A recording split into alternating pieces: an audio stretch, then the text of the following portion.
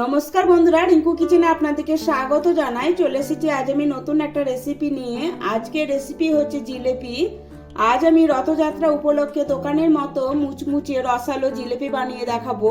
তার জন্য পুরো ভিডিওটা দেখার অনুরোধ রইল। জিলেপি বানানোর জন্য প্রথমে আমি নিয়ে নিয়েছি 1 কাপ মতো ময়দা। এবার এই ময়দাটা একটা বাটির মধ্যে ঢেলে নেব। এবার এই ময়দার মধ্যে দিয়ে দিব 2 চামচ টক দই। ময়দার সাথে টক দইটা ভালোভাবে মিশিয়ে নিব। ময়দার সাথে টক দইটা ভালোভাবে মিশিয়ে নিয়েছি। এবার অল্প অল্প জল দিয়ে ব্যাটারটা তৈরি করব।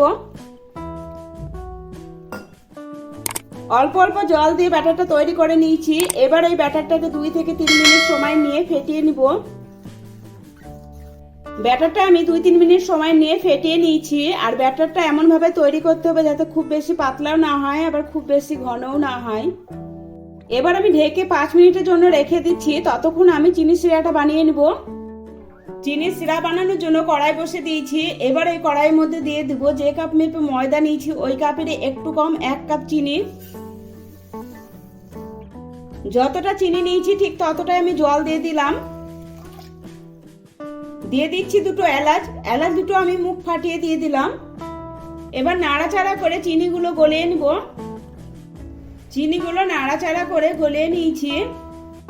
এবার এই চিনি সিরার মধ্যে দিয়ে দিচ্ছি অল্প একটু কেশরি ফুড কালার।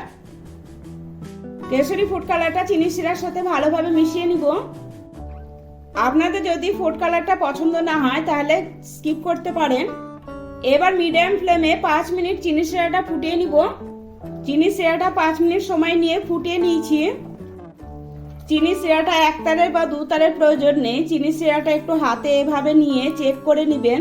যখন দেখবেন চিনি সিরাটা হাতে এভাবে চ্যাটচ্যাটি ভাবে লেগে যাচ্ছে তখন বুঝতে হবে চিনি সিরাটা তৈরি হয়ে গেছে। এবার গ্যাস বন্ধ করে দিলাম আর দিয়ে দিচ্ছি একটা পাতিলেবুর হাফ পাতিলেবু রস। এবার পাতিলেবু রসের সাথে চিনি সিরাটা ভালোভাবে মিশিয়ে নিব। আর পাতিলেবু রস দেওয়ার কারণে চিনি সিরাটা জমে যাবে না। এবার চিনি সিরাটা সাইডে রেখে দেব। 5 মিনিট পরে এবার আমি ঢাকনাটা তুলে নিলাম।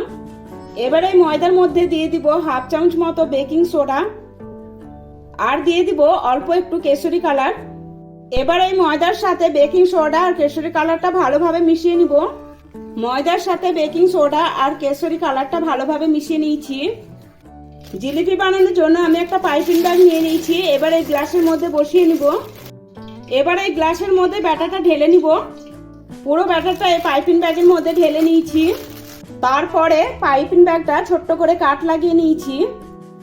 এবার জিলিপিগুলো ভাজবো। তার জন্য আগে থেকে আমি একটা ফ্রাই প্যানে সাদা তেল গরম করতে দিয়ে দিয়েছি। তেলটা ভালোভাবে গরম হয়ে গেছে। এবার এই তেলের মধ্যে একে একে ভাজার জন্য জিলিপিগুলো দিয়ে দিব।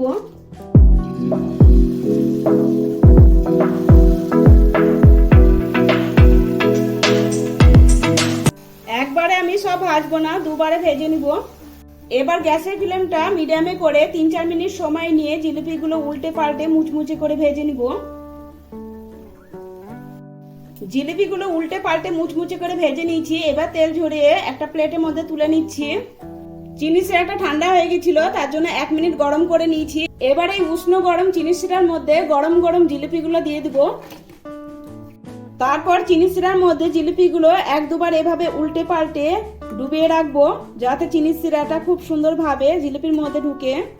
একইভাবে বাকি জিলিপিগুলো আমি চিনি সিরার মধ্যে ডুবিয়ে রাখবো। ভিডিওটা ভালো লাগলে লাইক, শেয়ার আর সাবস্ক্রাইব করার অনুরোধ রইল। সমস্ত জিলিপিগুলো আমি চিনি সিরার মধ্যে এভাবে ডুবিয়ে নিয়েছি। এবার একটা প্লেটের মধ্যে সার্ভ করে দিচ্ছি। আমি একটা আপনাদের জিলিপি ভেঙে দেখাচ্ছি, দেখুন কতটা মুচমুচে আর রসালো হয়েছে।